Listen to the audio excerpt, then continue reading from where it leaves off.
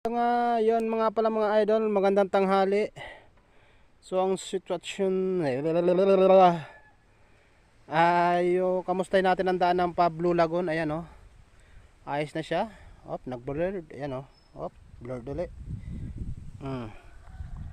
Wala na yung mahirap dito dati ito. Dito ako nalaglag oh. Diyan. Yan, yung kahoy na nakaharang sa akin, malalim yan. Ngayon, maano na oh, pinantay na. Ayos na. Kaya yung magti-trail dyan, trail na kayo. So doon nga pala ako dumaan sa kabila sa lubog. Kasi akala ko kasi pangit pa rito eh. Oo. Ayos na. Binareta na. Okay, nandun yung motor ko sa taas. Tiningnan ko lang. So dito na ako dadaan kaysa doon sa lubog. Okay. Araw ng linggo ha. Dito ha. Tandaan nyo to. Dito ako bumagsak. Okay. Okay. Uwian na. 12:30 na.